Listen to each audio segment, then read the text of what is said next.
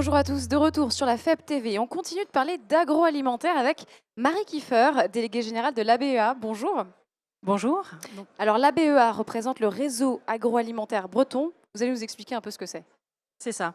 La BEA, en fait, ça regroupe à peu près 200 sites adhérents sur l'ensemble de la Bretagne, qui représentent en tout plus de 50 000 salariés sur les 72 000 que comporte en fait l'ensemble des personnes qui travaillent pour l'agroalimentaire breton. Et vous représentez notamment, pour ne pas citer de nom, le groupe Tribala qui compte en son sein Sojasun, Petit Billy, Vrai ou encore Savéol et le groupe Agro Mousquetaire, c'est ça? Oui, c'est ça. C'est les personnes que vous avez citées, les entreprises que vous avez citées sont membres de notre bureau. On a l'habitude de dire qu'on a un bureau musclé, puisqu'on regroupe à la fois des entreprises qui sont des grands groupes, des entreprises familiales, des plus petites entreprises, et ça sur l'ensemble du territoire. Le but du jeu, c'était d'avoir une vision globale et de porter la voix la plus plurielle possible. Alors, la thématique du FEB cette année, c'est tous à la relance. Et justement, vous, votre message, c'est l'agroalimentaire, c'est tout simplement la clé de la relance.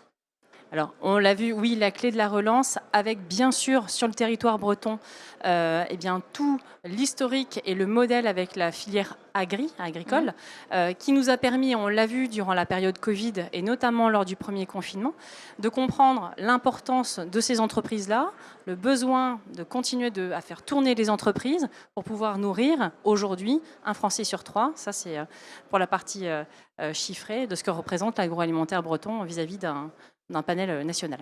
Et vous me disiez, en fait, l'agroalimentaire, crise sanitaire, confinement, vous n'avez jamais arrêté de bosser. Ça, on l'oublie parfois.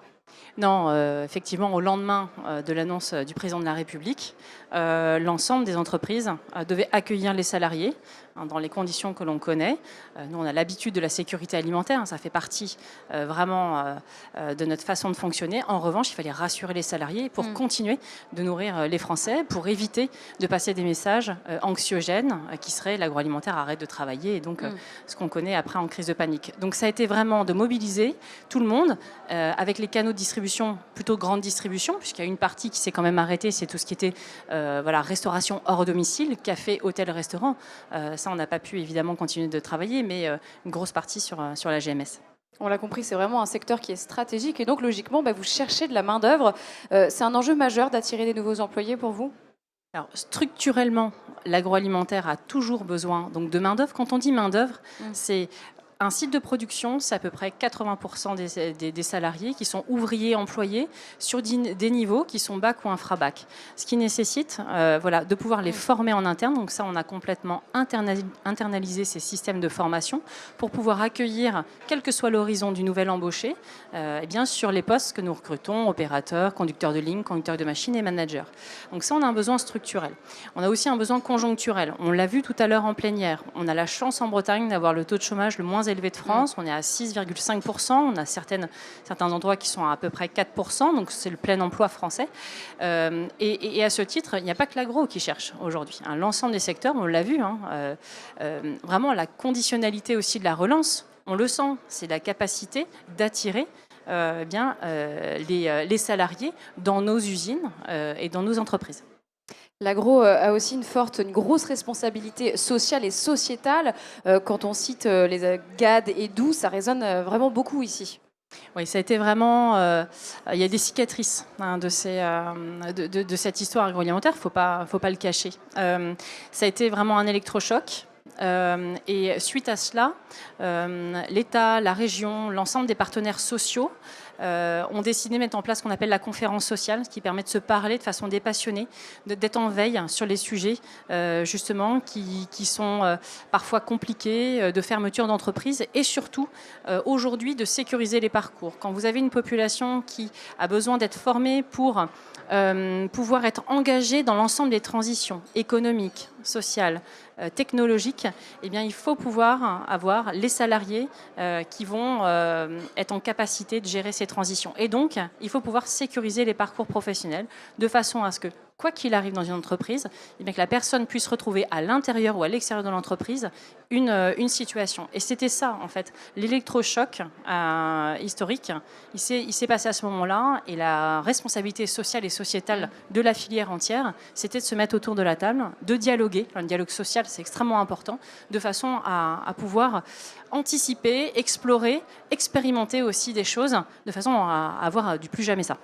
Mais alors concrètement, qu'est-ce que vous, la BEA, vous mettez en place pour changer un peu l'image que peut avoir l'agroalimentaire, notamment ici en Bretagne, et attirer des talents? Alors, il y a deux choses dans ce que vous dites. Il y a la partie faire connaître l'agroalimentaire, qui a une image vieillotte, parfois aussi diabolisée, aussi, on va le dire. Et c'est de redonner du sens. C'est de dire, voilà, on nourrit. Donc, c'est des entreprises qui sont en général au contour d'une ville moyenne. Donc, c'est proche de chez vous. Ça maille l'ensemble du territoire. Et voilà l'ensemble des produits qu'on peut fabriquer chez nous. Et c'est les produits que vous retrouvez dans vos assiettes au quotidien. Donc, en gros, la pizza du samedi soir, c'est nous. Voilà, la pause gourmande, c'est nous. Et c'est de redonner du sens et de faire rentrer vraiment les scolaires, les demandeurs d'emploi dans nos usines pour faire des visites et donc pour démystifier un peu tout ça, redonner du sens et de la proximité. Ça, c'est sur la première partie. La seconde partie, c'est de pouvoir travailler sur l'accès à ces postes-là. L'orientation des jeunes, par exemple. Voilà. Ça ne fait pas forcément rêver, mais on a besoin, il y a des métiers d'avenir qui se trouvent dans l'agroalimentaire. Je pense aux techniciens maintenance, etc. Mais même aux managers et même aux cadres. Et donc, c'est de pouvoir mieux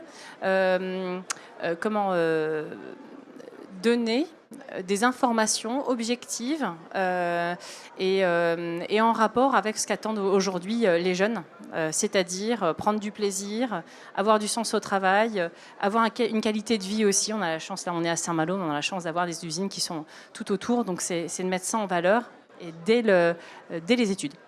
Merci infiniment, Marie Kieffer, d'avoir en fait reposé les enjeux de l'agroalimentaire. Je pense que c'est très clair pour tout le monde. Merci d'avoir été avec nous. Merci, bonne journée. À très vite, on se retrouve dans 1 heure sur la FEB TV. À tout à l'heure.